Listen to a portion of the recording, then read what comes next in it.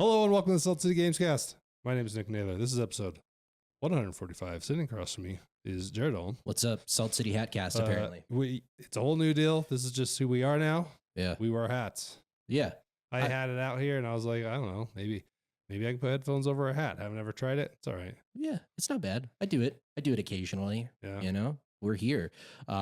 We've got an abomination on the table right now. So there's a story to this a little bit. I went camping. Well, I went hotel camping, which is not camping. I went and stayed in a hotel. Okay.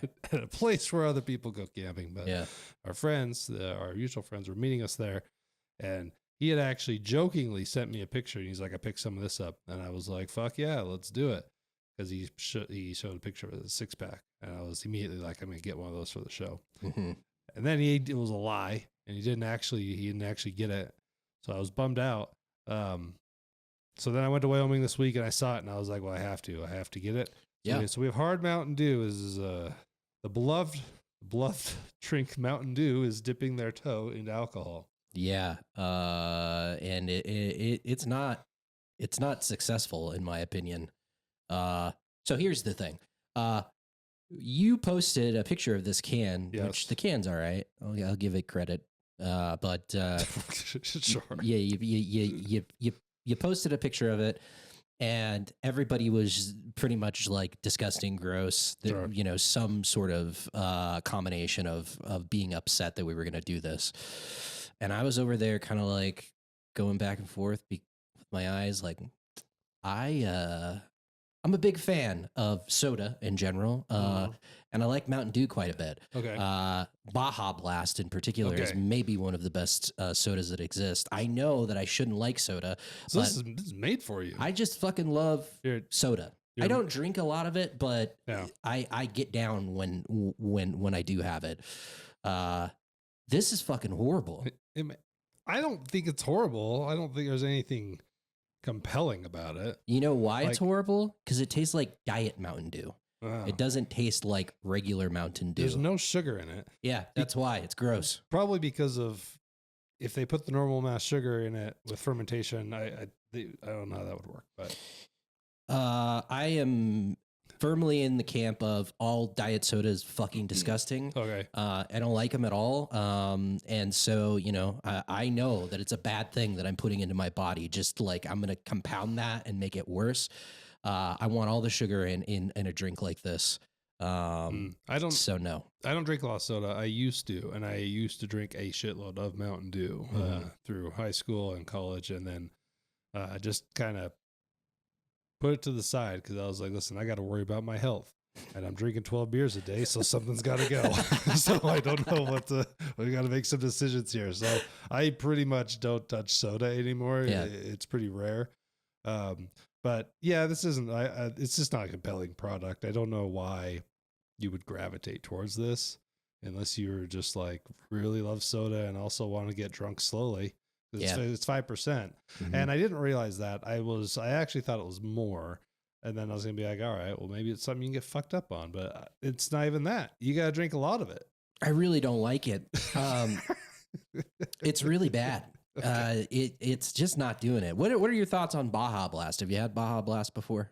Like a long time ago. I would never touch them. God damn. There's just something so satisfying. I believe they make a hard Baja Blast, but I am very worried about trying it now after trying this just baseline product because I can't imagine that it will be good. Spoilers, the beer we're drinking isn't very good either. So we're starting the show off pretty great. I hadn't had it. I got it from Wyoming and it's not anything special, but whatever. What are you going to do? Good combo. Oh yeah, we're having a rough day. We got a cocktail that I've never made, so we're really going to hope that it's good after the break. Yeah. What are we going to do? I think we are almost done with games coming out this year. Right? We're getting pretty close. Yeah, I mean, we're running out of time. Only a couple of weeks left. Only a couple of weeks. Most people want to hit Black Friday unless you are Indiana Jones, and I think that's about it as far as the big hitters. Like, yeah, isn't anything else. So it's kind of interesting. Might give us a little bit to. I mean, I want to catch up and at least finish something that I didn't finish throughout the year because I got a big list of shit I didn't finish. Mm-hmm. So I'm actually doing pretty good this year. I am not. I Too terrible. I have finished a lot of games this year, maybe more than I ever have. I've had a lot of extra time with the whole work from home schedule, so that's good. But yeah, there's definitely some stuff that I have in a backlog that I want to check out that came out earlier in the year. So we'll probably talk about some of that, which will be nice. Is it our 5-year anniversary? We started the first week in November. 2018. 2018? Yeah. 6 year? 6 year. Stop it. Yep. 5 years was last year. Yeah, 6. Holy Lord. Holy shit, man. I don't know how that happened. How are we still friends? I don't know. It's difficult. Maybe because we know we have to keep it together here. Yeah. So you can't have a big argument, blow up fight on a podcast. Everyone, it'd be embarrassing. I mean, it's bound to happen after a certain amount of time. One of these times, it's like, you know what, Jared, get fucked. Well, I don't know if we go that far necessarily, but we generally have very similar opinions. I would say there isn't a lot that we disagree on. It's like small splitting hair stuff, but there's gonna be a game. Maybe it's one of the games today. Who knows? Mm-hmm. Let's jump right into it because I'm eager to hear about it because you are playing Dragon Age: The Veilguard. Is that okay? So I have a lot of history. Did you play all the previous ones basically, or have you skipped any of them? Played them all. Okay.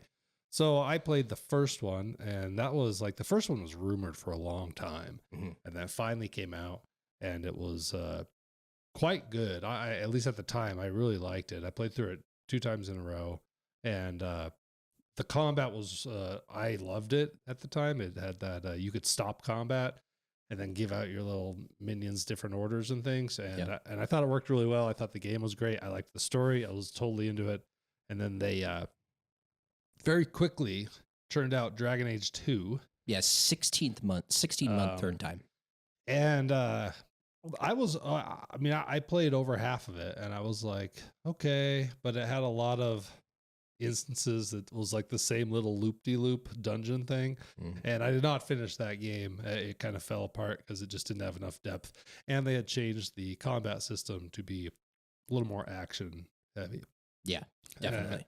And then Inquisition, I believe, is the next one. Yep, that came out, and I never left the hinterlands, and it's not actually true. I left the hinterlands, but I was fucking in the hinterlands a long time. There was like a ton of shit to do. Yeah. And literally all the articles at the time were like, leave the opening area.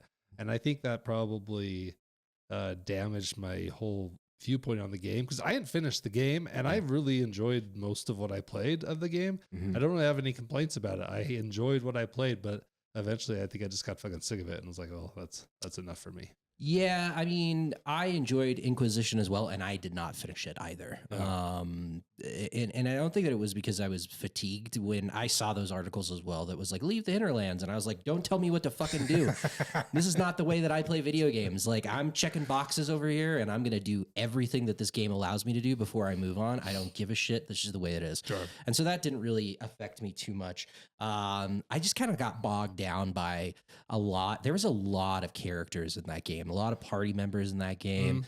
And there was just a lot that didn't really land with me, especially like later in the game. I probably put like 30, 40 hours into it. I'm pretty sure correctly. It was long. Yeah, it was long. I should go back and check. That was PlayStation 4? Correct, yeah. But yeah, definitely a step up from 2. 2 was not a good experience. No. I played that game in a very just barely turned 21, was partying a lot. So and the roommate that I was living with, we were kind of playing it in tandem with one another. So that was fun, but that game is a mess. It is a mess. So Bioware was kind of answering for a lot of the issues that a lot of people had with Inquisition. And I guess that they succeeded from that perspective because there was a ton of shit to do. But for whatever reason, I just didn't didn't get through it, which I kind of regret going into Veilguard, because Veilguard is a direct fucking sequel to the events of Inquisition. So especially early on, there was a little bit of me being like, what is going on? You had to go do some Googling and find out what's going on. Yeah, they do an okay job of kind of explaining. You have to make some choices Sure. that affect basically how the previous game ended up. I don't believe that there's any like save file transferring if you've got it on your account. There's not. Yeah. And the previous one had quite a bit, if I remember right, unless I'm mixing games. But I thought Inquisition had quite a bit. Don't quote me on it, I guess. But for some reason, I remembered one that you had to go in and answer a bunch of shit. Mm-hmm. And for some reason, I thought that was Dragon Age Inquisition, but I might be misremembering. Yeah, you have to answer same thing here. And at the start of Veilguard, you've got to answer a number of questions that kind of set up what took place in the previous game, more or less, or situations that are going to affect characters that were in that game that are in this game, right? More or less. So, yeah, but I'm done with this. I finished it. So, Oh, damn. yeah. So, I'm kind of torn on this one, honestly. I feel like there's some great stuff here. And if you were a fan of Bioware, there's a lot here to like from previous Bioware games. So it's good to see. But then there is also a lot of things in this thing that just make no sense and are also just kind of out of place. And it just kind of feels uneven across the board, right? How's the combat work? Combat is basically like you set up detonators, or what they're called, but that is broadly across the board. Like your character will throw out an ability, and then one of your party members has a ability that kind of synergizes with that ability that causes these detonations, essentially. And then it will slow down the gameplay and do massive damage to enemies. So really, you want to bring in a party that has, abilities that are going to synergize with your abilities, and that's really how it works. It's very action heavy. Sounds great on paper. I mean, it sounds like something that could work on paper. Like you're drawing it up on the board. You're like, yeah, cool. Yeah, largely does work, honestly. There's been a lot of people that I've seen criticizing the combat in particular with this thing. I did not feel that down on it for a long period of time. Probably like the first 30 hours of the game, I felt pretty good with it. The problem is I played this game for 70 hours. So that obviously there's a lot of time there where I was just like, okay, this is kind of getting stale. One of the big criticisms that I've seen a lot of people call out is enemies are very damage spongy. So battles take a long time. But I don't know if that's a well thought out argument, because one, they deserve credit for this.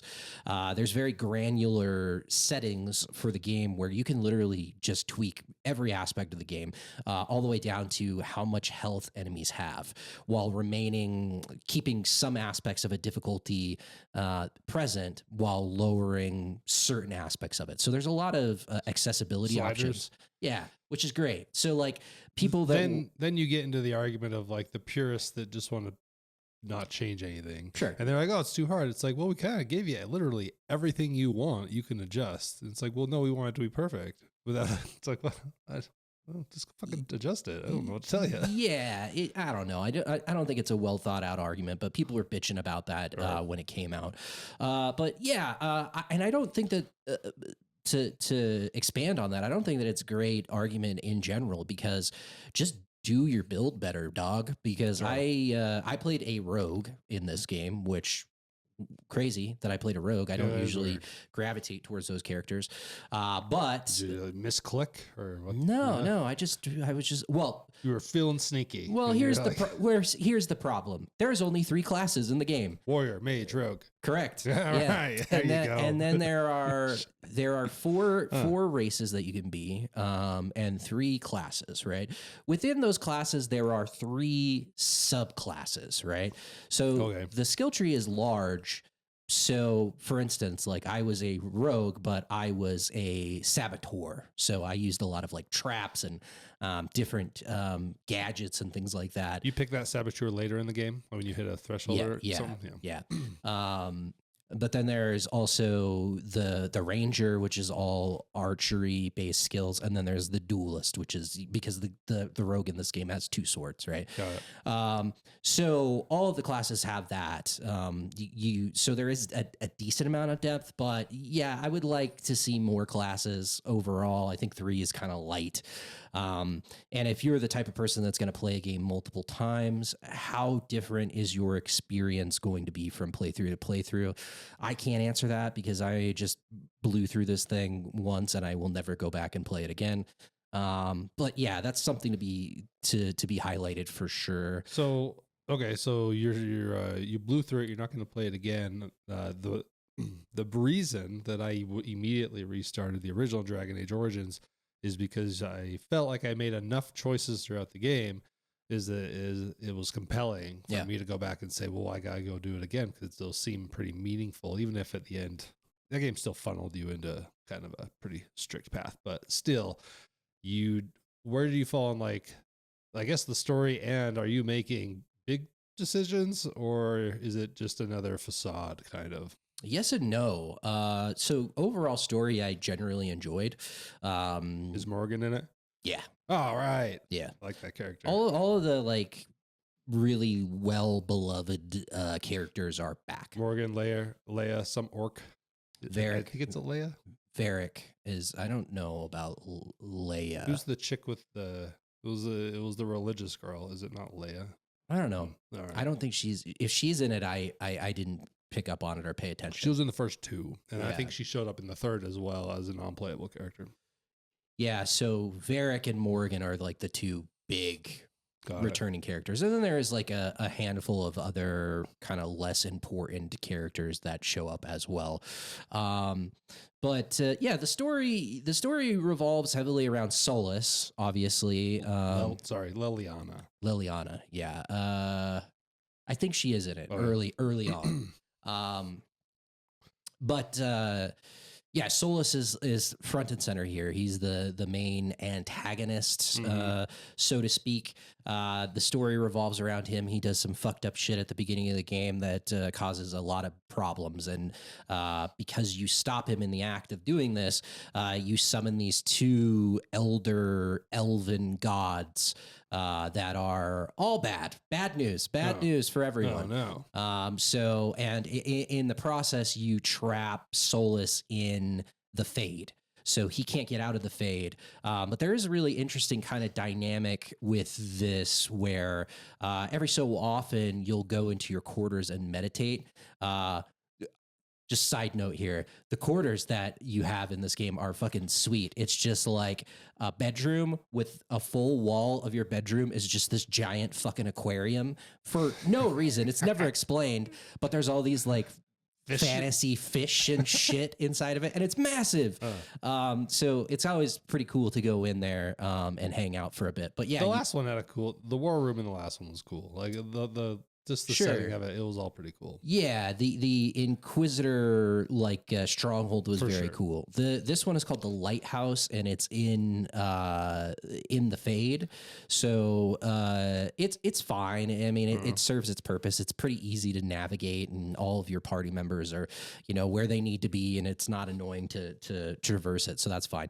But anyways, so every so often after you go through like main story points, you go and meditate. And then you have these conversations with Solus in the Fade, right? Where it's literally visualized by this giant like canyon in between your character and Solus. So he stands on one side and you stand on the other, and he'll basically you guys yell at each other. Yeah, kind of. Okay. It's close enough where they're not screaming at each other, but they're far enough away where it's like, this is kind of funny. Big fuck you. Yeah. No, fuck you. And he will give you kind of his take on what's going on and the choices that you're making as the quote unquote leader of this group of Veil Guards is what they're called, and that's the reason why the game's called the Veil Guard. Even though the code name was Dreadwolf, which is Solus is the Dreadwolf, and I think that's a much better name. It's much cooler. Yeah. But at the last second, they changed it to Veilguard, and I guess it makes sense because Inquisition was centered around the Inquisition, and the group that you are in are the Veilguard.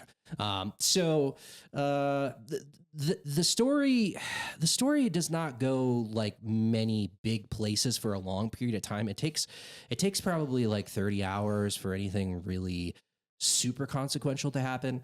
And going back to your question about choices, there are some very big choices that you make in this game that have very significant impacts on the game.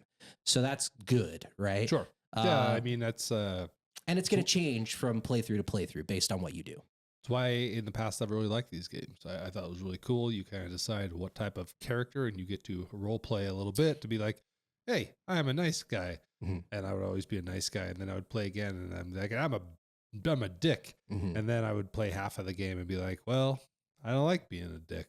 Right. And I would never finish the bad playthrough. There is no morality slider, that should be noted. That was kind of a big part of early Bioware games. That's not present here.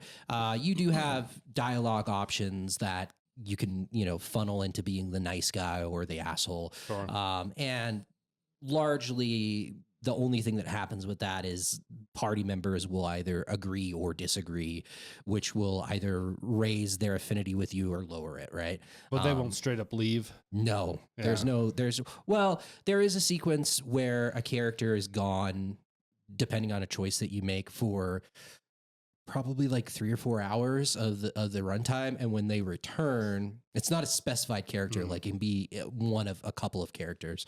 When they return, it changes their build completely, which is really interesting, and I thought that was a cool thing. They learned some shit. The opposite. They like the situation that I had. The character that left, when the character came back, they were kind of support heavy, and then the game's just like, this character won't support you in combat anymore. So they completely change, like their role completely changes based on that, which is kind of cool. I really like that type of thing, and I like the ability to literally push one of your companions to leave.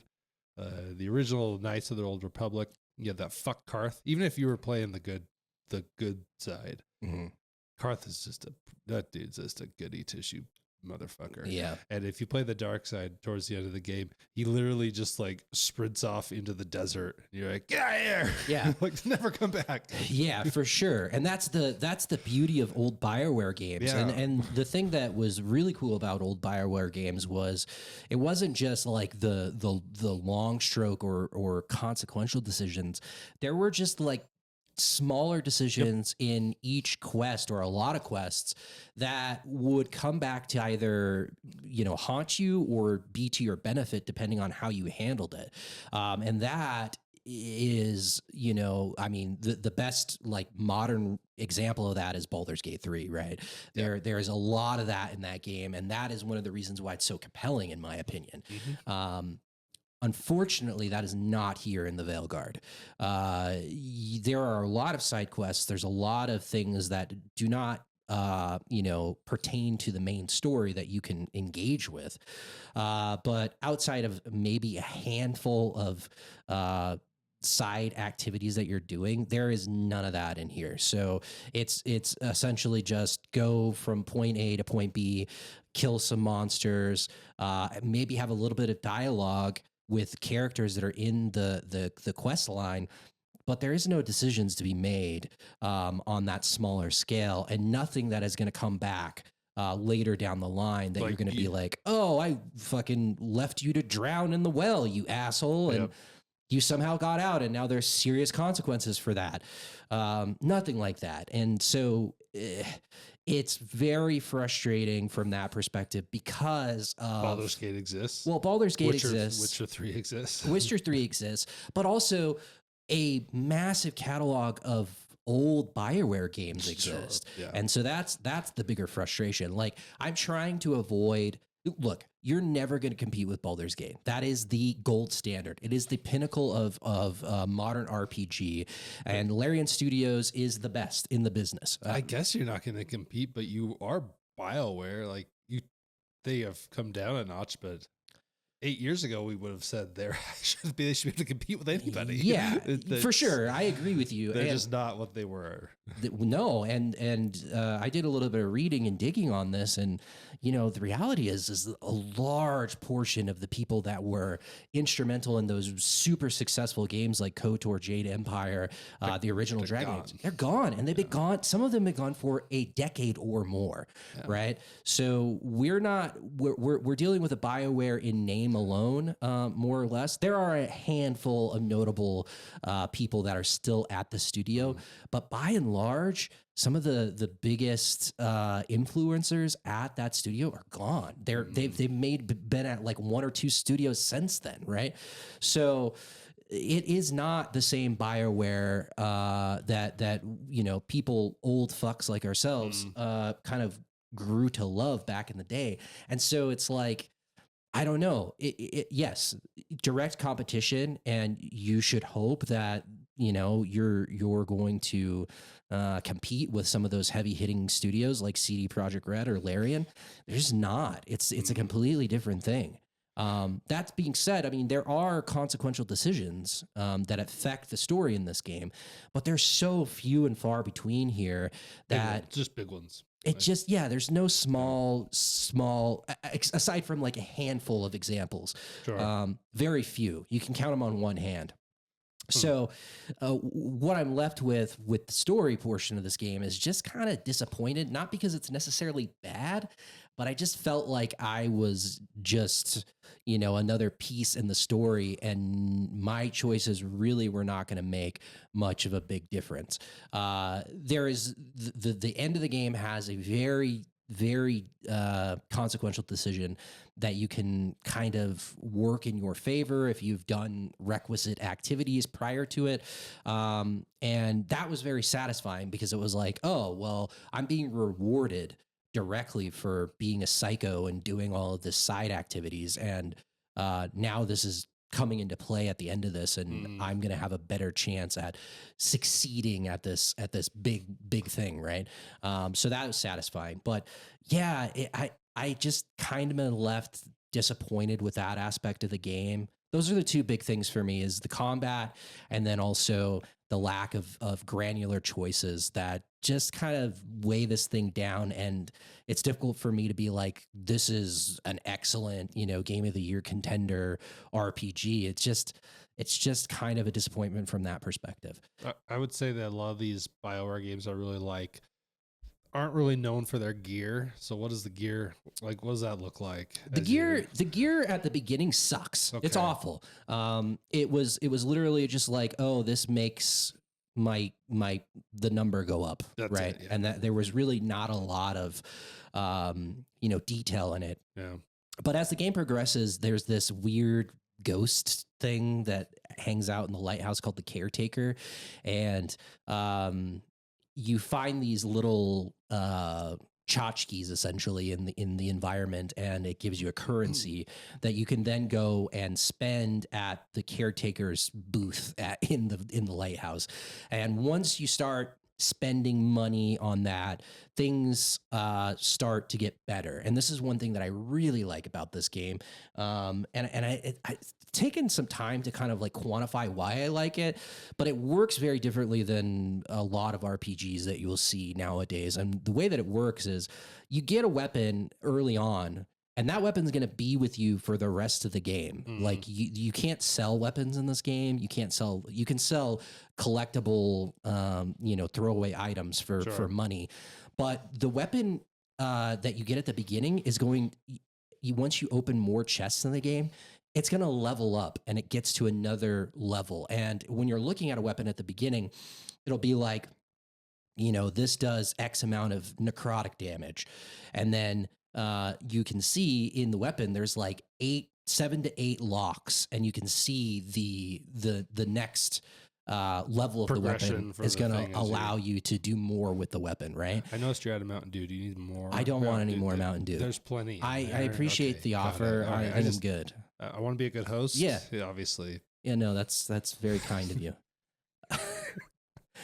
Anyways, yeah, so I really like that. I really, really like it. And I was just like trying to think, I was like, why is this better than, just finding something new and shiny and being like, oh, fuck yeah.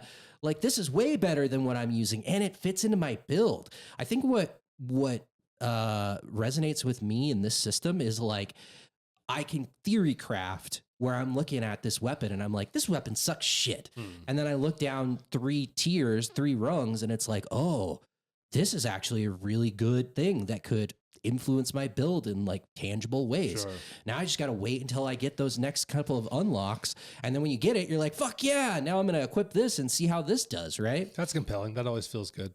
Yeah. Especially when it's something that really blossoms. Starts out weak and then eventually is a fucking heavy hitter. Yeah, so that's kind of cool because, like, I mean, and there's a lot of weapons. Like, they definitely have pumped the game full of items and things that you're, using. But I just and it's just not weapons. It's like all pieces of gear.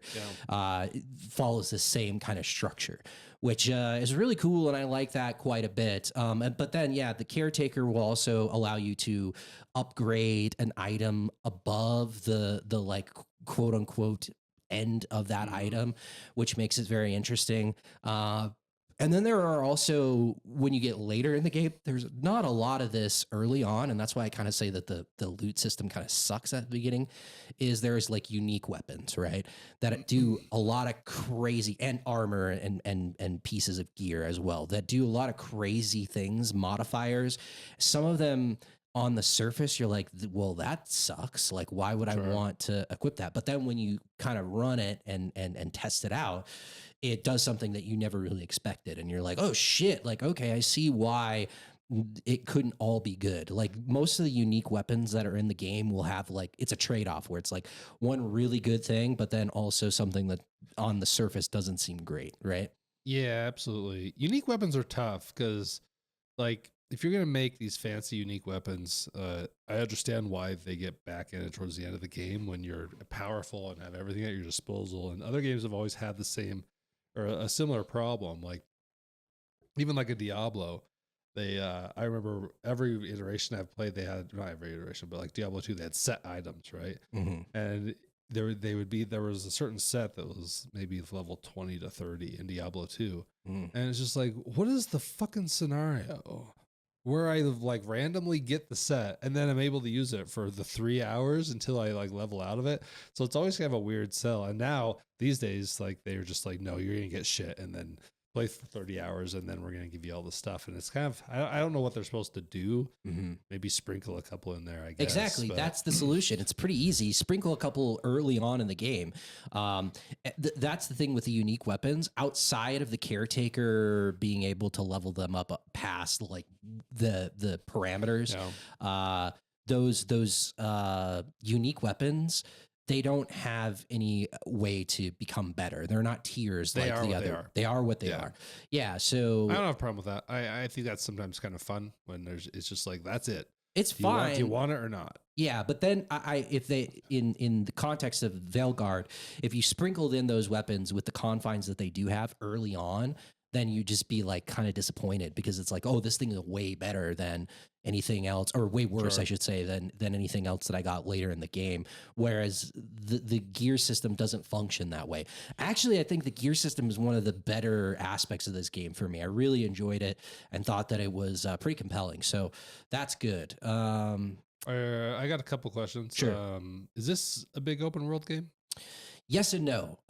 Ish, I guess. Yeah, so it's kind of weird the way that it works. Like I said, the lighthouse is in the fade, so you're not walking from. You can't like get on a horse and travel from one place to another. You go into the lighthouse, and then there are these mirrors that allow you to go into this centralized hub area where the caretaker is at, and he literally ferries you on a boat to like another mirror that then allows you to go into an open space, right? You will load into these open world areas, Yeah. essentially. Okay. Yeah, some of them are cities, some of them are just open world spaces, and they're pretty big. And Yeah. there's actually like a lot of things to kind of discover and find. The cities, not as much. The cities are kind of uh, like a ghost town and barren. Whereas like if it's like a Witcher or I mean again fucking Baldur's Gate, every character, every NPC in an area might not have a ton of shit to say. But they will at least say something to you. Sure. And sometimes in the case of Baldur's Gate, you'll be like, stop talking, random person. You know what I mean? Baldur's Gate, I mean, I think I can probably speak for both of us, but like the reason that I have not finished that game is that you just feel like you're missing out if you try to speed through it. Yeah. And it's so dense that it's just, you make no progress. Mm-hmm. And that's a game that I'm kind of upset about because it's like made for what I like, but it's just like I need an enormous amount of time to actually finish it. But Right. are you playing a nameless hero here? No, you well, Does he have personality? Like, is he voice acted? Does he have personality? Oh, yeah. Or okay, yeah, but you're choosing what is what he says a lot of times, or kind of, sort of. You basically guide him in the way or her in the way that you want. So Okay. again, like the speech or text chain is. I can be like a nice guy. I can be an asshole. Yeah. I can be really assertive and aggressive. I can be a funny guy as well. Oh yeah, It'll- great. The jester. Yeah, and it'll give you like little, you know, pieces of text, and then it's expanded on when he actually speaks the dialogue. And sometimes I'm like, that's not exactly what I wanted you to say, but okay, I guess. But It no, can't be as bad as Mass Effect. So no, it's not as bad as Mass Effect, but it's close. I mean, sometimes I was just like, this is not at all what I was trying to convey, but okay, whatever. The character's called Rook in the game. You can give the character a name, so I just named him J-Rod, like I do in every game for some reason. But Sure. also it allows you to pick your background at the beginning, which was a really cool aspect of Dragon Age Origins. I mean, it's in the fucking name. Yep. Every single Different starting faction, zone. Yeah. starting zone, and pretty detailed backstory, right? That's here to a certain extent, and I think that's nice. I was a rogue, and I picked to be a part of the Necropolis. So, you know, necromancer guild essentially. Sure. Which was really cool. There's a character that becomes a part of your party that's also a part of the Necropolis Guild. He's a Vincent Price lookalike that is called Emmerich, and he's got a fucking reanimated dead body called Manfred that is his butler, and it's pretty good. Okay. But yeah, so there's a little bit of like origin background, and then you do go to the Necropolis to, you know, do quests, and it takes you through there for Emmerich's story, and then also the broader story. And there is like some pieces here and there where it's like the game is telling you like you're a part of this, like you have a background and relationship with this faction, and so that's kind of cool. But it's not on the level of Dragon Age Origins, where it was just really detailed and pretty compelling. I think I'm mixing. I think I'm having a hard time parsing Witcher lore and Dragon Age lore. Which one is it where the magic users are like collared and slaved, essentially? Is that Dragon Age? I think it's Dragon Age. Okay. It's not necessarily all of them, but there are some. That are controlled. Yeah. And okay. There is a fuckload of lore for Okay. Dragon Age. It is insane. And this is not just the Veilguard, but just broadly speaking. They've got a lot of lore. So for series, you know, diehard fans of the series, obviously there's a lot here to kind of sink your teeth into. Most of the broader, you know, kind of more, I don't know, esoteric information is largely kept to like journal entries and things like that. But there's a lot here. If you're the type of person that likes to read a lot about what's going on with the fucking Grey Wardens or whatever else, there's a lot to like here from that perspective. So, but yeah, like it's decent. It does a decent job and of like giving you an idea of the motivations of the character, the player character. And Rook is fairly likable. You know, you can change their voice to whatever your preferences is. And really it boils down to, do you want Rook to be British or American? And that's pretty much it. But the character is pretty good. And my character, I made a mistake early on. Like I said, you can pick from so you can be a human, an elf, a dwarf, or a Kunari. And I've always liked the Kunari. Can you be a dwarf rogue? Yeah. Yeah, you totally can. You can do whatever the fuck you want. It's weird. Yeah, I know. It is weird. The Kunari originally, like in Dragon Age Origins, they were just dudes with cornrows, basically. And then that's true. Like, go back and remember, it was just really weird. And then in Dragon Age 2, they shifted them to these horned humanoids, essentially, and carried on with that since then. So the Kunari is who I picked. I picked the Kunari. I built out the character creator here is robust. I don't really care about that shit. I'm just like, create me a preset that I like, we're off to the races. I know that you like to dig deep into that, and I know that a lot of people do enjoy character creators quite a bit. This one is fucking massive. I've seen a lot of criticism of the butt cheek mechanics here. Like, there's a butt cheek slider, and at the highest level, your cheeks are not really all that voluptuous. So people are like, why can't my character have a big, fat, juicy dump truck? Yeah, I want a badonkadonk. Yeah. Like, absolutely. Yeah. But that is not available here. But the character creator is pretty robust, and there's a lot that you can do. But I picked a Kunari. I'm big. I'm a big armor guy, right? I love armor. I like helmets in particular. I know you're not a helmet person, which drives me nuts. I want a hat. Yeah, but no helmets. I love a helmet. I work really hard on my characters, and I want to see their face. Like, I really like to make them with the eyeliner and all the shit and the black around their eyes. And then you're gonna go put some stupid steel thing on my head? No, I want a wizard hat, and that's about it. I'm complete opposite. I'm rather like, show me what you have cooked up as far as armor presets, and I'm all about that. The Kunari cannot wear helmets. Well, they have horns. No, that's bullshit. Here's why this is bullshit. Because the other ones. There's so many fucking Kunari that have helmets in this game. Like, I would say at least 80% of the fucking Kunari that you encounter, you'll be like, there's a helmet. You know what you get as a fucking Kunari? Bandana. No, it's called the Vitar, which I don't know where that comes from. It's fucking face paint. That's all it is face paint. Does that skills? Does it give you?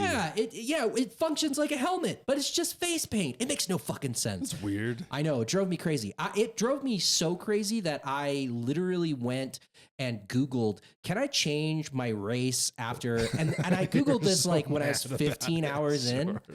And everyone was like, well, you can change like your appearance. You go and look at a mirror in the lighthouse and you can change your appearance as you like. But there is no option to change your race, which makes sense, to be fair. But yes, I was just like fucking, I was so mad because I went and looked at some videos. If you're on PC, you could have gotten it done. Yeah, I was not. I was on PS5. This is the first game that I played on PS5 Pro. That should be noted. This game ran like a fucking dream on PS5 Pro, right. 60 frames a second, and this game is quite nice looking. From the environments, and the performance was really nice, like I highlighted. But a lot of people have been like, "This looks like a Pixar movie. This sucks." Like they changed the art style, and yes, they did. I think for the better. And also, I've seen a lot of people comparing this to Starfield, and let's just get this out. I really hate Starfield. I think that game's terrible. I think it's a piece of shit, a big, hot piece of shit. And better than Starfield? Heads and tails better than Starfield. The facial animations when you're interacting with characters in this game, top notch, dude. For the most part, there are some exceptions where you're like, "Ooh, you kind of look funky," but for the most part, you don't have a big role in this game. Yeah. But for the most part, the character animation, facial animation for Rook and all of the party members is excellent, dude. All right. Very, very nice. And I actually personally like the change in art style.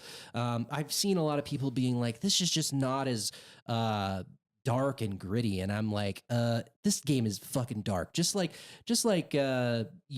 previous Dragon Age games. Yeah, there's a lot of dark, fucked up shit here. Maybe They've- not on the same level of the original game, but it's still pretty dark and I mean, mature. the 3 I've played, I feel like the tone was pretty consistent through all 3, and Yeah. and it was all this high fantasy that was pretty serious. God, this beer sucks. Everything on the table sucks. Yeah. There's more Mountain Dew if you need it. Okay, thanks. Yeah. Yeah, so I don't have an issue with any of that stuff. I really think this game looks great. I think it looks great. I guess we should talk about the characters, your party, right? Because that's a big part of Dragon Age and any Bioware game. And we already talked about Emmerich, who's one of my favorites, even though everyone hates him. But I'm like, I guess you don't like Vincent Price because he like you could bring up Vincent Price and then bring up Emmerich and it's like it's Vincent Price, okay? But he's got like a Victorian accent instead of the weird voice that Vincent Price had. But yeah, I think that the party is very interesting, right? Like you've got kind of a who's who. You have one returning character in Lace Harding, who is the dwarf who was the scout for the Inquisition. So she had like kind of a lesser role in Inquisition. Yeah, because I don't remember her from Inquisition. Yeah, she wasn't a playable, like I don't think she was in your party, but she was a scout, so she would relay information in like cutscenes and things like that. I like that. I like bringing a character that wasn't in your party from a previous one and now they are. That's all good. She's pretty cool. She's a dwarf and she's fine. She's okay. Then you've got Neve, who is this private investigator, and she's got a prosthetic leg that's like a snake, which like a metal snake, which is pretty fucking badass. Is it alive? No, it's just like a statue. Instead of just having like a prosthetic, I don't know if it's actually a snake. It kind of looks like a snake. Cowards should have made it alive. Yeah, that would have been really cool. Unbelievable. Have you seen the dude with the snake leg? Yeah. Yeah, she's pretty cool, and she's got a lot going on. And then you've got Tosh, who is the most controversial character in the game, and she's a Kunari dragon hunter who is also non-binary, and that has really pissed off a lot of people.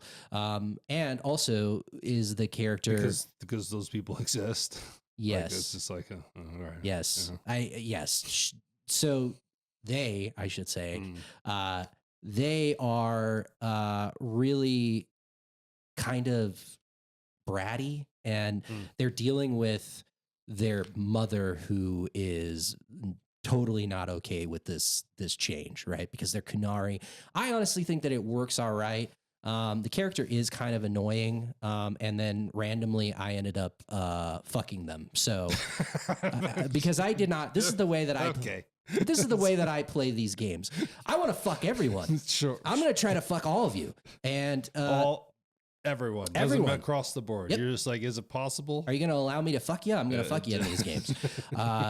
And they were just so happened to be the first character that I had the option to romance. And then I didn't realize the game was just going to lock me into them. So I had to, as much as I really, it didn't let you fuck other people. This is a monogamous game. There is no, you can't fuck anybody else. There's like a no turning back point, and it's not super well like in laid real out. life fucking. Yeah, it's just like I don't know. I said something, whispered sweet nothings to them, and then the game's just like, you're just locked in.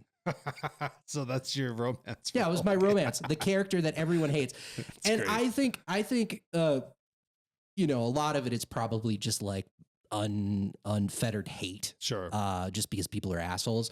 But again, like, I don't think that this story or the character's arc is forced or out of place. It makes sense, and the way that they handle it, I think, is pretty good.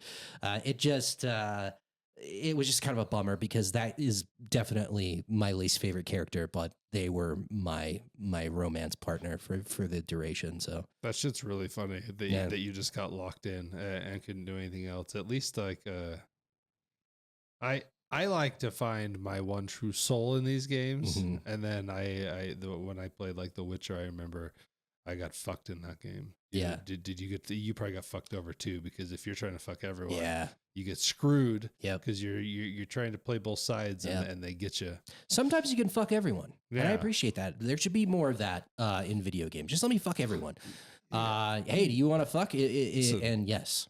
We're just sampling the waters. Yeah, just exactly. figure it out. Like Persona lets you work it out. Mm-hmm. Other characters that are involved, Davrim, who is a Grey Warden, and he also has a pet, or not necessarily a pet, but a Griffin companion. Okay. Which is sweet. It's fucking badass. And they fly around and do shit. Yeah. Yeah. Yep. Cool. Yep. It's a big part of his kit, the Griffin. And so that's really, really neat. And then you have Balara, who is a veil jumper elf, who is my second least favorite character in the game. She's just like the goofy, I'm just gonna, joke the whole time, the Tiny Tina of this game. And I just found her fucking annoying and just not particularly compelling. She does have a pretty cool, like every character's got a big arc that you play through, and her arc revolves around her brother and a bunch of fucked up shit. And I think that's cool. I respect games that can avoid that mistake. I fucking hate the annoying character that games put in. And yeah. You're just like, oh my God. Well, and like in previous BioWares, like you highlighted, you could just be like, get the fuck out of here. Like, that does not exist in this game. You need to leave. It's like, well, where do I go? Don't care. Yeah. And then who else? There's Lucanus, who is this non-Italian, but for sure Italian. How big's your party? How many people? There's 7. No, like at a time? Yeah. There's 3. Okay. 3. So Lucanus is really cool. He's an assassin, an Ativan crow, who is also possessed by a demon. So there are some pretty cool, like dialogue and situations in the story where Lucanus will be there, and then the demon will take over, and the demon's got like a very different personality, and so that's pretty cool. I like that quite a bit. And then we talked about Emmerich. Emmerich is the necromancer with the dead butler, which is awesome. It sounds, I'm not going to play this game, and I'm probably not going to play it anytime soon, but it's kind of a bummer. But it kind of sounds like there's something here. Like it sounds like there's an enjoyable experience here. There is an enjoyable experience here, but you have to temper your expectations. If you're a lifelong fan of BioWare, this is not the BioWare from the past, and there are a couple of things that we haven't talked about that are fairly infuriating to a lot of people. Didn't bother me very much, but like the end of the game in particular, probably like the last 15 or so hours, a lot of people criticize this because there is a point in the story where you fight this big baddie and you fail miserably. And the basic general consensus is from Varric in particular is, look, you have no fucking chance of getting this done unless you kind of group up and put your differences aside and figure out your shit. And so that's them saying like, hey, solve as much of the characters' individual story arcs as you want to. You don't have to finish all of them, but you get to a certain point where they become veal certified. That's not really what they call it, but that's pretty much what it is. If you complete enough of their story or finish their story arcs, they get new access to new abilities, some boosts and stuff, and that takes a bit of time, right? Like, and a lot of people are just like, the fucking end of this game is just no side quests other than just like one after another doing these story arcs with your characters. But that's not true, because there's story arcs or quests interlaced in between at least the early part of the game where you're doing the beginning of the character arcs, right?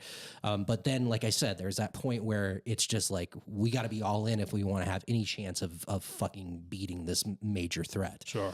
And so it makes sense from a story perspective. It didn't bother me, but I've seen a lot of people complain about it. But the thing that I think is really pissing people off is that if you do not finish those character arcs, there is a good chance that they will die at the end of this game. No. Okay. So I think that that's pissed off quite a few people. And they're still. So if you speed run the game, everyone's getting fucked. Well, I don't fucked know up if they at the end. all die, but Sure. they have a very good chance of dying.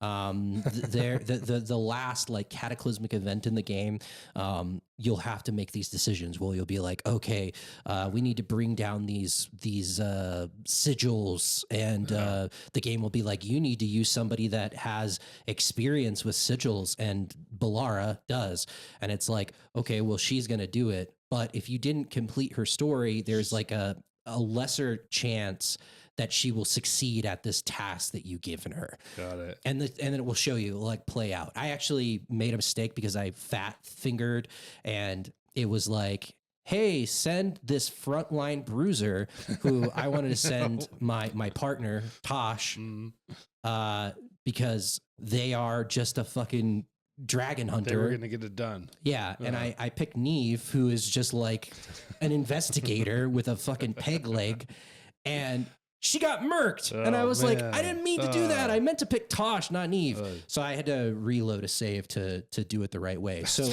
I can confirm that your characters can die because Nev she got fucked up, bro. I don't have a problem with that. No, I don't either, but people have been complaining about it a lot. So that's really what it is. I think that, you know, it's just a mixed bag. Like, this game is enjoyable. There, like you said, there's things here that are fun and a good time. Sure. But there's also a lot here where, like, specifically the combat and just the lack of diverse choices where you're just like, and I like the combat. It's just, it doesn't change fundamentally from hour 30 to, I've seen most people are finishing it in 50 hours. I did 20 extra hours of just like doing everything like I do. It doesn't fundamentally change. And once you get that build down, I was just murking everything. Yeah. The variety of enemy types is lacking, where it's like, you know, there's a lot of different like enemies, but they all function very similarly. I don't know how many fucking dragons are in this game, maybe like 6 or 7 that you fight. They all function the same. One does fire damage, one does ice damage, but the fight is exactly the fucking same. And so I think that those are the two things that are really holding this thing back from being, you know, an all-time great, or not an all-time great, but just a great game this year. Sure. So all right, it's worth it. It's worth playing. I would recommend, if you're on the fence about this thing, wait for it to go on sale. I don't know how it's sold. You know, there's a lot of controversy and criticism, and this thing got review bombed pretty hard because some of the woke choices that they made. Fucking, I'm so fucking tired of this launched bullshit. me off a cliff. Like, yeah, fucking... Jesus Christ, fucking goddamn it. But it's not all bad. Okay. I think it's a solid 7 out of 10.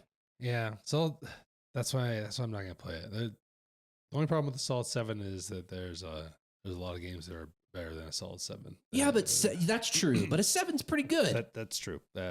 Absolutely.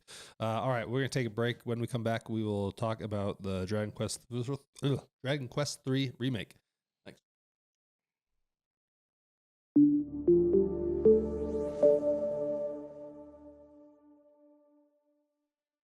All right, we are back, and we are really betting it all on this cocktail because we had a rough go the first round. I really hope that you knock it out of the park with this one, guy. Well, this is not an original. We've had the last word cocktail on this podcast, and that's that green chartreuse, lime juice, maraschino liqueur, and gin, and those all equal parts before. This is essentially the same thing. It's called the written word, but instead of maraschino liqueur, we are doing Cointreau. That's the only thing that swapped in and out. I have not made it. Is it any good? Yeah, it's really good. Praise the Lord. Yeah, not necessarily a winter cocktail, No, But we're it's back on it's citrus. it's fucking damn good. Uh, Bring back the fucking summertime, baby. Yeah, that is really good. I need to kind of make them both because the reason I made this is I make the last word pretty often. Like, I'm actually drinking gin in this house because of the last word cocktail, but I'm gonna run out of chartreuse, so that's a problem. But Didn't wait in line. did not wait in line. It was part of the allocated, and that's pretty funny to have like an herbal liqueur in the allocated selection. But here we are. I didn't realize that there were different chartreuses, different colored. There's Yeah, like yellow chartreuse. There's one other one too. I didn't know that. I thought there was like yeah. green, yellow, and there are. So, and I've come across a few cocktails I've wanted to make on this podcast, and then they have the yellow, and I have no idea what the difference is. I've never seen yellow, so I have people in Texas searching high and low.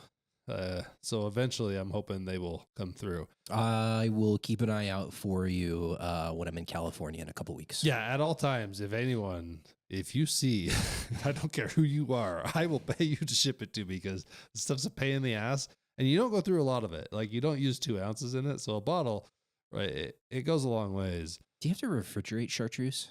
Oh, not. Okay. No, You might want to look into that. I don't believe so.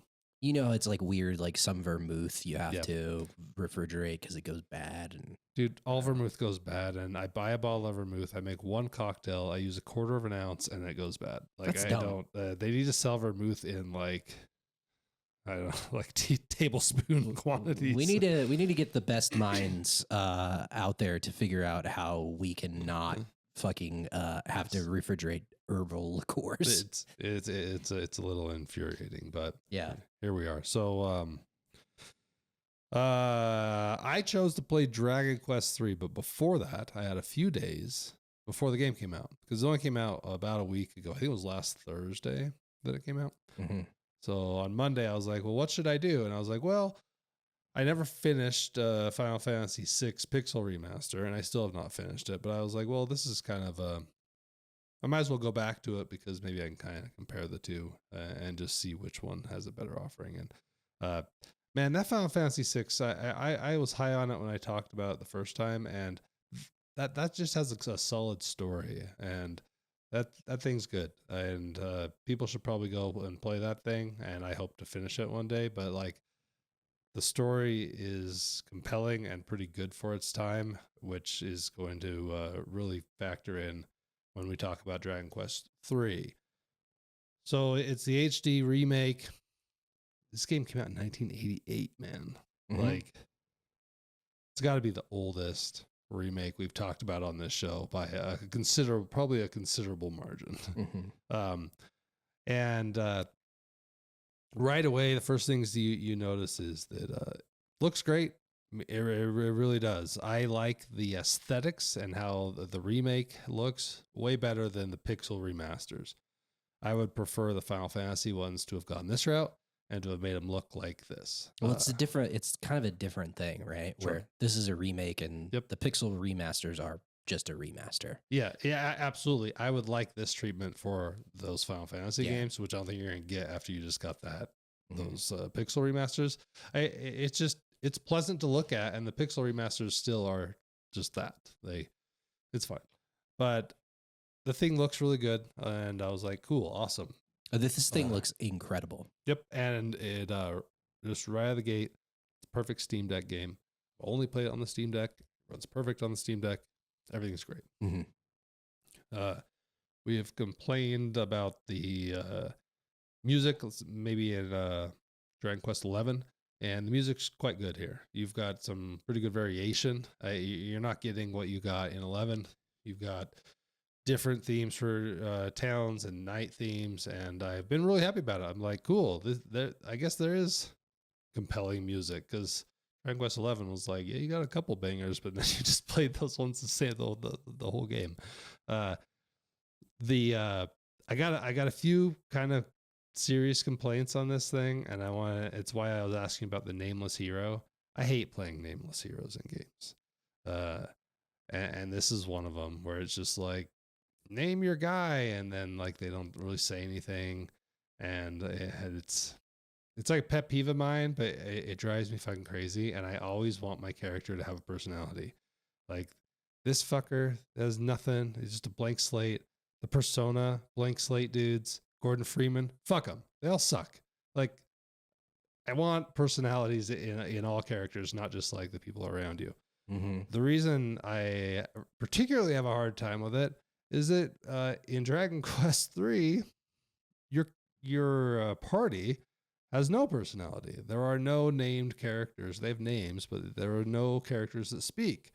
You start the game, and it's like you're hanging out with your mom and your grandpa, and they're like, "You gotta go adventure. See you later." And that's pretty much it. It's not even like shit's going down. It's just like it's time for you to go on an adventure. And you go talk to the king, and he's like, "Your dad went on an adventure, and you should too. We've never seen your dad again. Get out there and get after it, kid." So, and then they're like, "But you should go to this inn thing and recruit some people to help." And I'm like, "All right." And some people will probably really like it because you get to go there and recruit anyone you want, any class you want, same class, like whatever you want to do. And that is probably really compelling for a lot of people, but these characters never speak or say anything. Not true. When? Well, you should play more of it. What? So I just finished this today.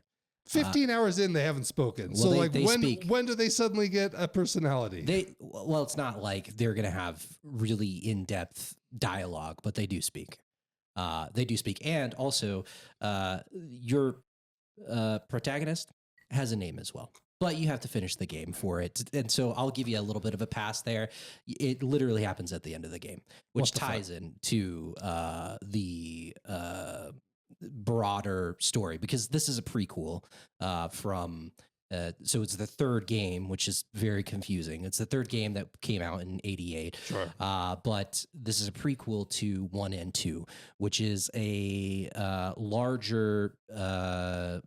like what's the word I'm looking for? It's a story that is contained in 1 and 2, and it's called the Erdrick Saga, right? Which, spoilers, the character's name is Erdrick. Great. So yeah, you got to finish the game for you to get a name, but the story makes sense once you get to the end of the game. And just to stop you there. Great. You're very critical. I think this is one of the best things I played this year. I fucking love this game. Really? Absolutely love it. I love the simplicity of it, and it's exactly like if you've played Dragon Quest, you're just like, oh yeah, it's all still here. Like all the same spells, all the same enemies. It's all still here. Yeah, there's a level of continuity here. I mean, and that's why they're so popular in Japan, is because the continuity is there. Like from 11 all the way back, you know, there's like generations of people that played these in Japan, and there's probably an argument that there's not enough variation to an extent, just in how it works, like compared to 11. Like there are differences, but it's pretty similar. And like with 8, like just how Final Fantasy like tries to, they have pretty drastically different combat systems. It's a completely different style. And the Dragon Quest games really do not. And I'm enjoying playing through this game. I think it's quite fun. I just, some things are a hard sell for me. And now that I know, I will just still tell you that 15 hours in, the story's not good. So you're crazy. It might get good. It's not. There's no story. That's the beauty boat. of this game. I just got the boat, and you can't argue that's like, isn't the story incredible? There's no story. Nothing has happened for 15 hours. That's not true. It's just like, well, you're going to go to that village. And he's like, well, why the fuck am I going over there? And he's like, because you're going to go see the king. And he's like, okay. And then he's like, you're going to go over there. And in order to go through this tunnel, you got to go over to that tower and get the key. And it's like, why do I want to go through there? Because you're on a fucking adventure. And it's like, oh, you got it. That is drastically underselling what's going on in this game, man. There's not. I will give you good narrative. I will give you that. Yes, the beginning of the game is very key heavy. I will give you that. It's like, yeah, you got to go get this key that unlocks this door, and then you go and get another key that unlocks this type of door.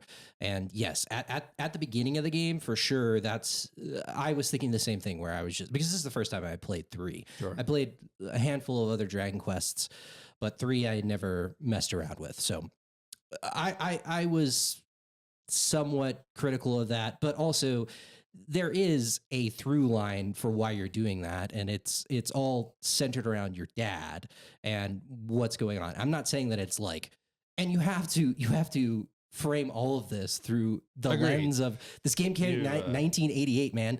So yes, that's fair, because you can't expect, unless they were going to say we're just going to go back to the drawing board, and in some ways they do with this remake, but you can't say like, oh, we're just going to like change story elements wholesale to make it appeal to like a modern sensibility. That's not what this thing is. Sure. It is a remake of a game that came out in 1988 that is beloved by many people. Well, I swear to God, this story better grab me, because you're over here trying to sell it. You temper your expectations to a certain extent.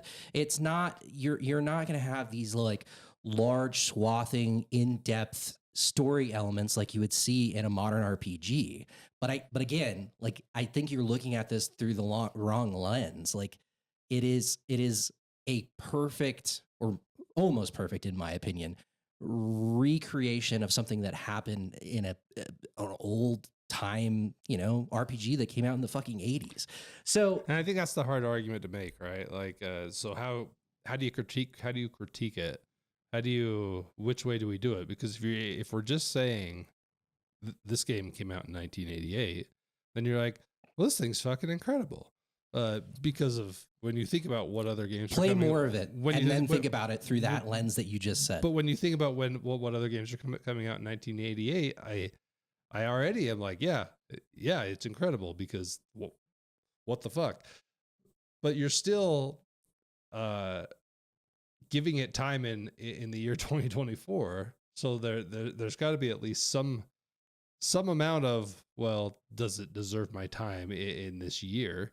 Absolutely. And that's what I'm trying to get to. And I will say, like, I have not been like, oh, I'm going to stop playing this game. I have been enjoying my time, except for some complaints about like, oh man, I wish it was more. Also, because I've played other Dragon Quest games that have better stories and characters that have personalities and things, which apparently they're all going to suddenly stop their oath of silence that they've done for 15 fucking hours. They and that's talk. going to break.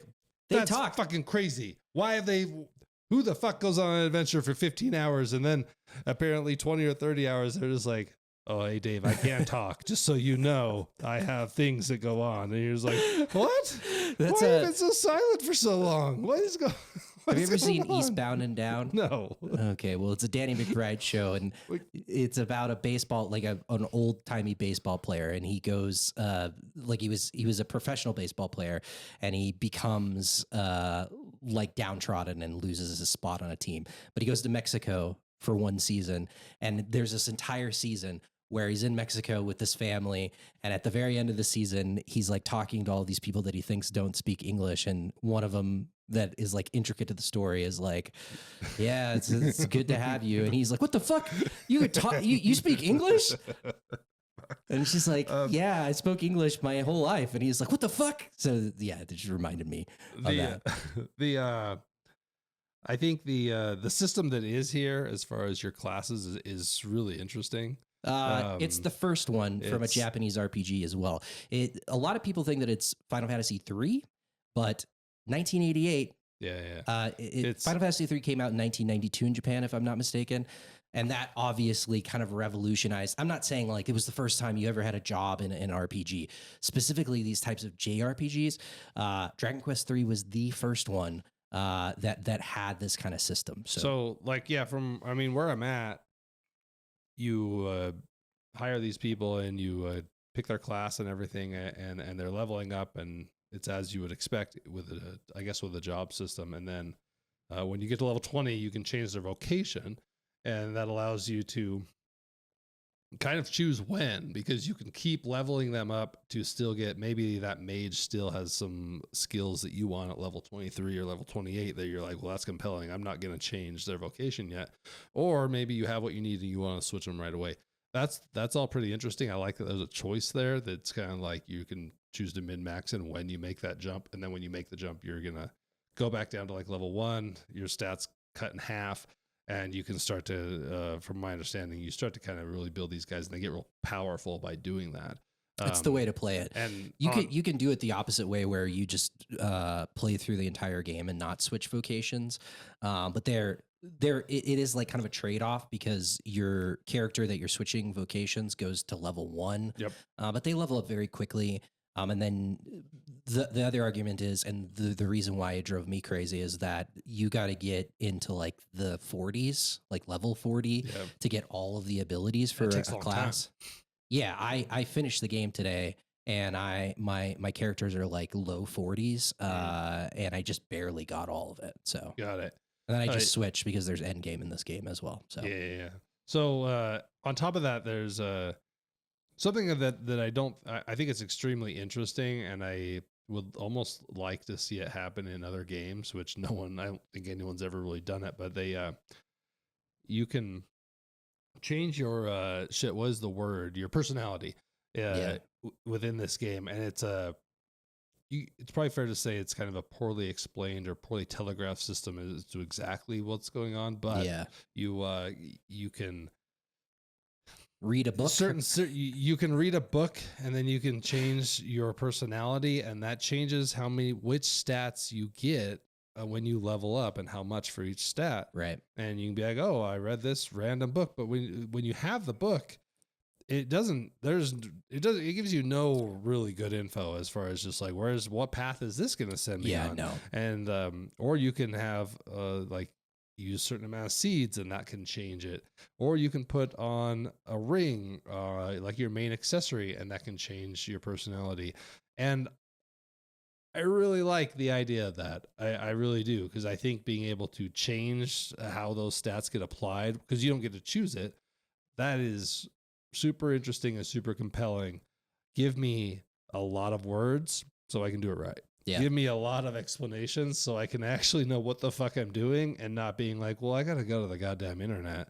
Which fucking personality should I have if I want to do this? So that's a little interesting on a system that I'm just like, man, I kind of would like to see this in a different game. It's an interesting idea. I have a game to push you in those directions. Which game? Pokemon. They do the exact same thing in Pokemon. If only someone did this in like a game. Like it's just, if there was any game that did this, it's as obtuse and unuser friendly as it is in this. Like once you start playing a lot of Pokemon, you understand. It's like, this Bulbasaur is timid. Yeah. What the fuck does that mean? And then you got to go online and figure that all out. You know what I mean? This Charmander is bashful. It's like, what the fuck is this? You know what I mean? But yes, obviously, Pokemon came out well after this, but I like it. I think it's a cool little thing for sure to have. I just think it's an interesting mechanic that someone should probably try to do. There's more Mountain Dew if you want any. But, God damn it! I don't want any more Mountain Dew. And then obviously. There are times when the random battles are a bit much. Oh, I agree with you. There are moments where you're like, I just want to go to the fucking town, and like, I can't take more than like 5 fucking steps. And then depending, like, the battle opens up, and you're hoping for groups, because if you play a Dragon Quest, groups you can hit with these AoE attacks, and you're like, we can get through this pretty quick. And it'll open up, and it's 5 fucking unique bats and weird dogs and shit. And you're just like, fuck, I'm not ready to take this down. And it's a goddamn mess. And that is infuriating. And they probably should have had maybe they do have an item or something that can make you not have random encounters. So there are spells that you can use, and there are items that you can use, but it's only effective if the area that you're exploring has enemies that are under your level. So if you're in an area that's like, same level or higher, you will have to deal with the random encounters. That absolutely drove me fucking insane. For sure. I love this game. I think it's fantastic. But the random encounter frequency is just too high, where it's just like, God damn it, I'm just trying I'm trying to go to this grotto to find this monster, and I've taken like 10 steps and did 2 random encounters. It's fucking insane. It's yeah, it's I think there's a reason that we don't see a lot of games that quite do it like that. Well, and the argument that should have been added, because there are some things that they added to this to kind of streamline it and make it a little bit more user friendly, difficulty sliders, things like that. But yeah, like Final Fantasy, that port that came out on like the PlayStation 4, I believe, and the Nintendo Switch, the most recent port of it, like you can just of 7 when of they 7. when they did it before. Yeah, where you can just like delete random encounters completely. Well, they also had a God mode button in all True. that shit. True, which was that's a little much. Yeah. But also, you know, having some sort of ability to just say, nah, I don't want to deal with these would have been nice. For sure. You can make your battles pretty fast. Oh, something that You can speed up yes, the encounters quite a bit. Something that was really shocking, and I will say I fucking hated it at first, and then I'm fine with it now, is that you don't get to see your fucking characters attack. They like you see your characters are all lined up, and you're like, all right, you do this and you do that, and then it goes down into this weird first person mode, and everyone and all these attacks just happen, but you can't really, like, the screen tells you what each one of them does. Mm-hmm. And man, initially I was like, what the fuck is this bullshit? I love it Like, so much. I hate it. Well, I still don't like it. I would still prefer, I want to see my dudes do their thing. Like, you do at the beginning, but then it goes like, into first person. Yeah. you see the guys, but you don't see them cast the spells. Right. I want to see them throw the fireball, and I will still say I want that, but my dislike of it has kind of gone away. I'm fine with it. Yeah. It's not what I'd prefer, but I'm now just like, whatever. It's fast. It's a little weird. Old school dungeon crawler, like all first person, like Etrian Odyssey is a good example where For sure. you're just moving through the environments in first person, and then you know, this is a very old school way to do an RPG. And, you know, I mean, I think this is just like a broader thing to say is it's just, you're towing a fine line with something like this, where maybe not in the West, because really Dragon Quest didn't find success in the West until 11. And that was like really when it broke out in the West. But we're talking about 30 plus years of Dragon Quest in the East, and Japan in particular, where this thing is like the biggest.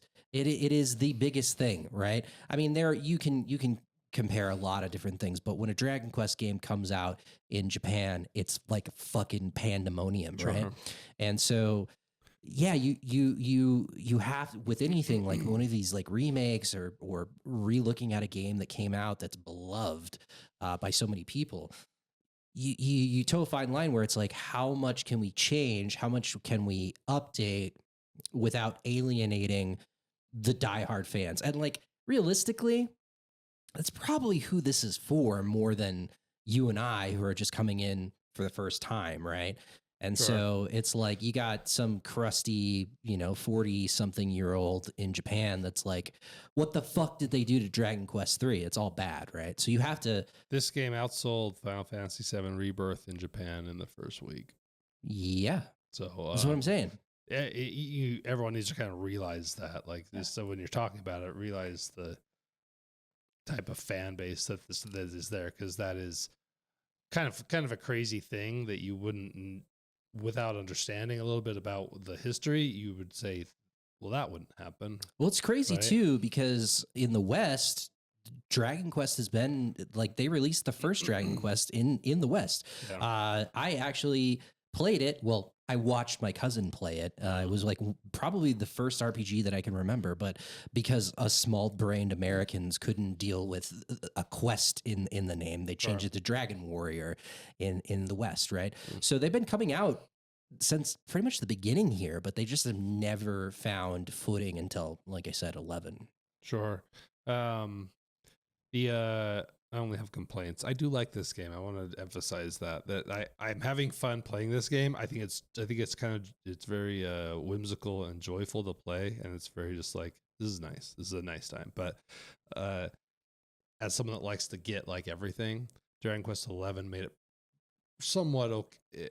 You were able to get everything if you really wanted to, without an enormous amount of work from a guide. Yeah. And this game has mini medals Oh my God. hidden in not in a chest. The dumbest places. Not in a chest. And I'm just listen, I understand it's 1988. It's still fucking unacceptable. Like fucking like just randomly in a town on a path, and suddenly it's like push A, and then you pick it up and you're like, well, how the fuck am I?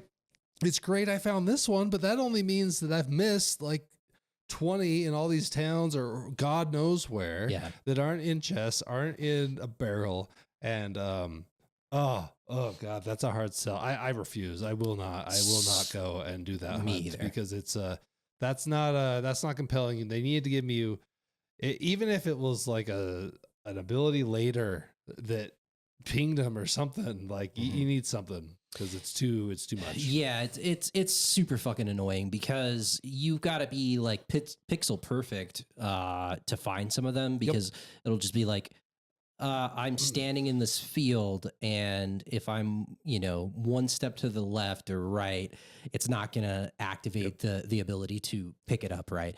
So yeah, that's crazy. There's a 100 of them. I have like well. Romania. I've been Romania like 12 times, right? Yeah, and then I do the spell for my thief, and that's super helpful because he'll tell me how many secrets I haven't found, and he's like, "There's 3 secrets," and I'm just like, fucking where, thief? Oh, you don't talk? Great, thanks. How many? So yeah, I guess that's something that we should talk about, is like what was added to this remake. Monster fights, I believe. Monster fights were, and then a new class as well. The Monster Wrangler is new. Got it. Which do you have one of those in your party? I did not. Boy. I read about them all before, and I went pretty normal. I've got a cleric mage and a thief, and I've had fun with it so far, but I did not do Monster Wrangler. And then I don't know where I'm going to switch my characters to as Switch to a Monster Wrangler. Yeah, you think so? 100%. It's OP. It's broken. They are really, really good. They are initially super underpowered and not particularly good. Because you don't have monsters. You got to get a bunch of them to get your abilities and everything. Correct. You have to find the monsters in the environments and like the little grottos and shit that they hang out in. So that's one of the new things in this game, is that there are friendly monsters just spread about in towns, in the open world, all over the place, that you have to kind of track down and find. I love it. Fucking give me more of it. I mean, it scratches that Pokemon itch. I wish that you could, and I know we're getting deep in the SMT waters here, but I wish that you could, recruit them from battle. Yeah. Instead of having to like track them down in the environment. You don't fight them or anything like that. If you have a Monster Wrangler in your party, you don't even have to worry about Musk or anything like that. You just get some. Because there's this item called Musk that you have to use. It's basically like I take a slime's piss and rub it all over my body, and then they like that smell, and then I can get close to them, which is the dumbest shit ever. But with the Monster Wrangler, you don't have to worry about that, because the Monster Wrangler just soothes all of the monsters, and then they'll go to Monty is his name, who's this fucking creep that lives in the Colosseums that collects all the monsters, and then you go and battle them, and it's pretty surface level and dumb.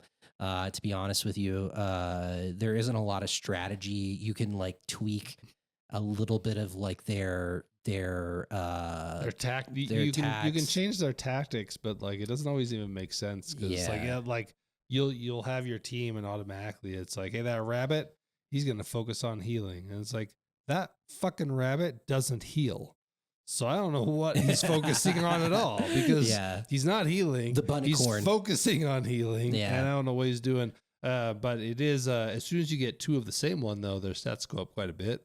And then suddenly, once I realized that, I was like, I got a couple fucking decent heavy hitters here. Yeah. It's all fun. I think that is an entertaining. It's a nice addition. Thing.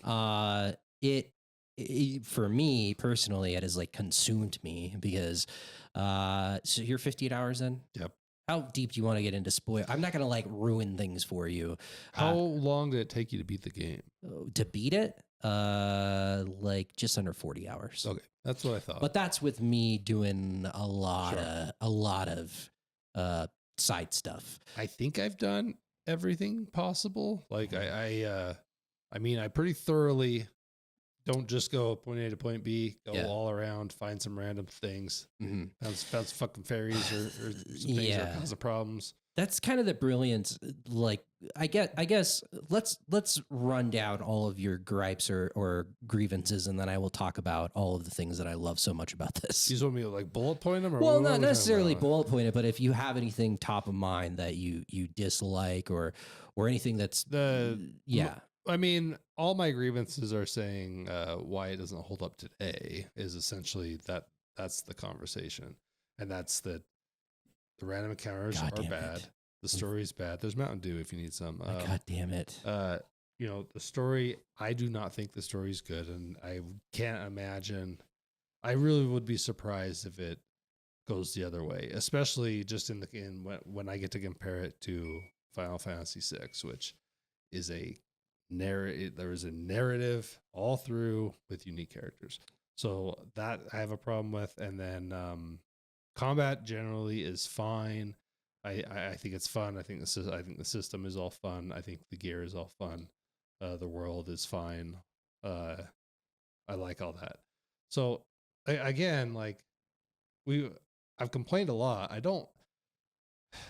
So sometimes we have games we really like, and then we feel like we complain the whole time. And you're just like, well, hold on. Like I don't dislike the game. I'm having a lot of fun playing the game. It's just there are things about a game from 1988, even when it's remade and they stay true to it. You're just like, okay, I will push forward. Yeah, no, definitely agree with some of that. So these are the things that I would say about this, and it's all fresh in my mind because I finished today before I came over here, and I fucking marathon this thing. I assumed that you were going to be done with it, but also you've had a lot of shit going on, so I was just like, oh, I gotta catch up, and I looked at what it was going to be online to finish it, and I was like, I guess I can probably do that. You know what I mean? You're a madman. It came out like 7 days ago. So I absolutely love this thing. I absolutely love it. It Dragon Quest appeals to me in so many ways, and I think that it's a continuity thing, and it's also it just the feels, man. The aesthetic is charming.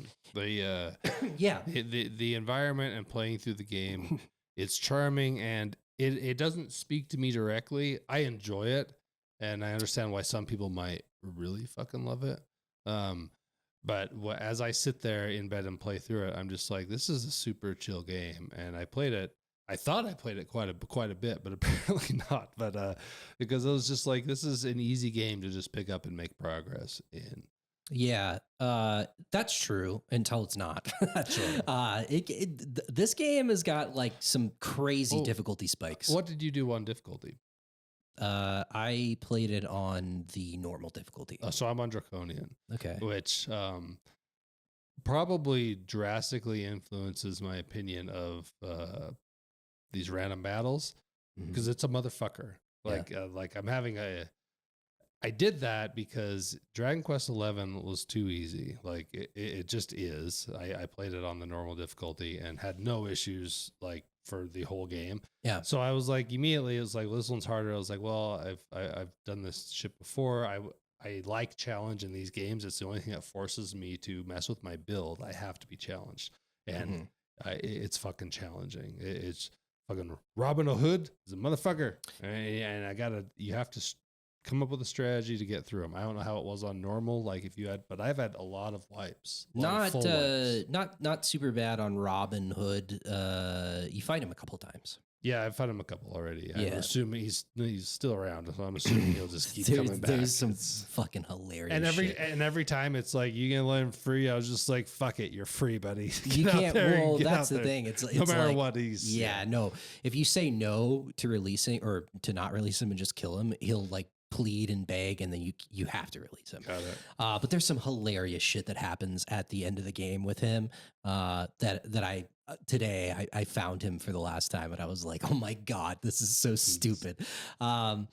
But yeah, so the thing that I love about it so much is it immediately, yes, it's very old school in its execution, and there are absolutely things that I'm just like, God damn it, this is so frustrating. But again, I'm looking at it. This is like this game came out in 1988. And like, all right, I was 5. yeah. I wasn't alive, uh, Yeah. so yeah, I missed it by a year. Okay. So later in the game, it just blew my mind because again, this is the first time I've experienced Dragon Quest 3. I really did not read a lot about Dragon Quest 3. A lot of people say 6 is the one that everyone should play, and like I will go to my grave saying that that game sucks. That game is really bad. You played 6. Yeah, on they released it on the 3DS. We've talked about it a I lot. thought it was 7. Maybe it is 7. No, 7 is the one that has all the repetition because I played 8 because you played 7 and you played Right. 7 and It's said 7. I had to go redo all this shit. Yeah. And so I specifically didn't play that and I played 8 instead. Yeah. There you go. That game sucks. Any way you cut it, that game is really bad. You play the first like I don't know 3 or 4 hours of that game. It's just talking. There's nothing going on. Like you have a couple of encounters.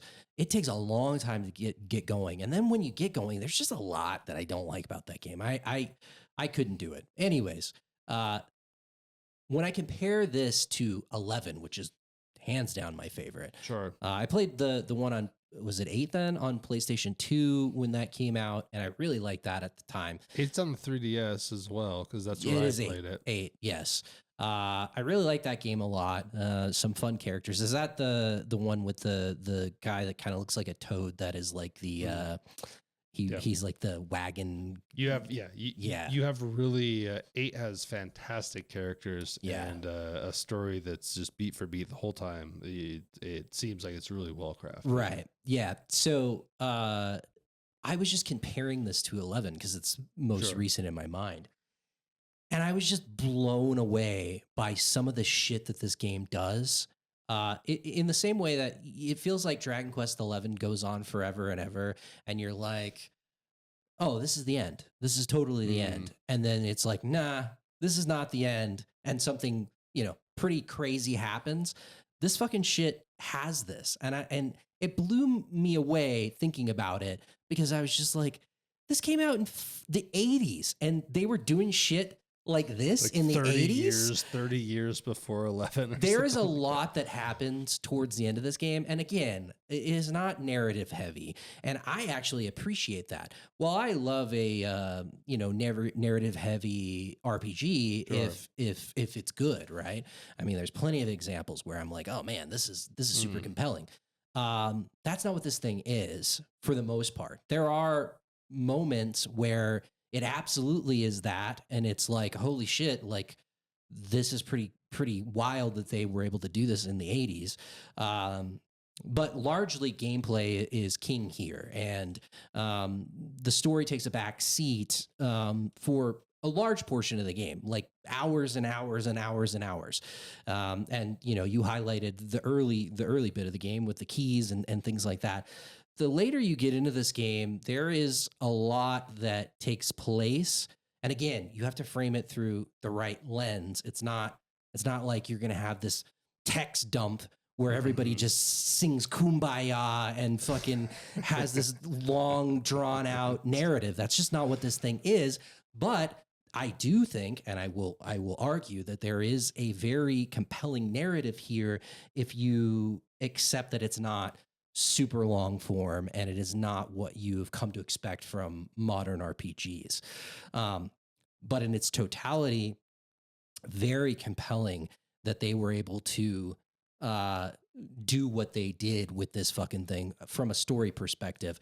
And I can't, get into it without completely spoiling it.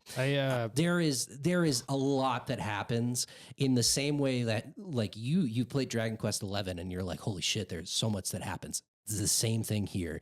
And there's one thing in particular that it's impossible. We can't talk about it without spoiling it, but there is a very, very important point that happens in this game towards the end where you're like, again, thinking from the perspective of like somebody that played 1 and 2 and then played 3, that's just like mind blowing, absolutely mind blowing. So there's something here from a story perspective. It's just not in your face. And again, gameplay is king here, and I think the gameplay is exceptional. It's kind of crazy that the gameplay, like when you play, I've played through 11, and then you look at this, and it came out, whatever, 25 years before or something. It just kind of blew me away how similar the gameplay is, in that the gameplay that's very fun also existed in 1988. And you're just like, right. Jesus Christ, like that's fucking crazy. Something to be noted about this is that this is not just like, so 88 release came out, and then they did like a remake at the time on the PlayStation, never came out in the West. Yeah. And then there was a mobile version of the game that even updated the PlayStation version. And then this is, as far as I understand, updating that mobile version. And so there's kind of like a long lineage here. And I know that this does not have some updates from other versions. Right. Because I follow a localizer that's in Japan, and he's like, I'm bummed that they didn't have X and X and X. Yeah, there's a lot of people that are really mad. So Toriyama obviously did all of the art. He's always done all of the art, RIP.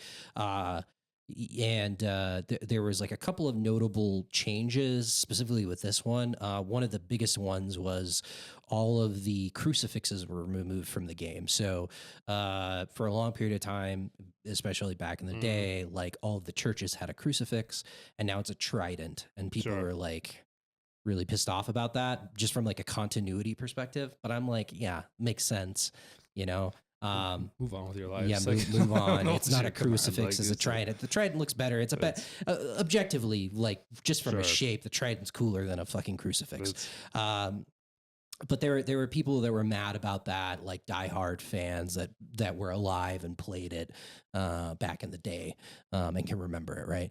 All right. Well, but god damn it, dude, this thing, like, please finish this. Well, please finish it. It's not that much time. I don't have another game, and it is a kind of a perfect game so far for me to play. It's just been very easy for me to pick up whenever I can. I'll take it if you finish this and you're like, there's nothing redeemable about the story here. I kind of feel like I have to, just because of what's transpired in this Gamescast, so then I can at least come back and say, all right, I found out that my characters have so much personality. They were telling me all sorts of things all about their personal You're life. misrepresenting what I said.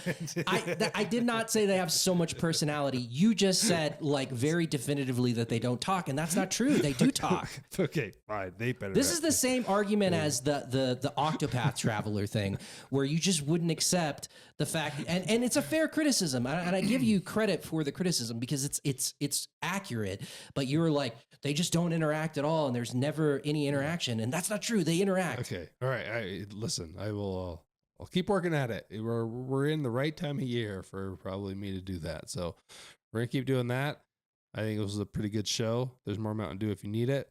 And you got anything else? No. All right, that's gonna wrap it up. That is Gamescast 145. If you're listening, you should probably come and join the Discord. Tell us when we're right, and don't let us know when we're wrong. The show notes should have a handy link for you there. And if you are watching on YouTube, our profile should have a link for the Discord as well. That's going to do it. That's 145. Thanks, guys.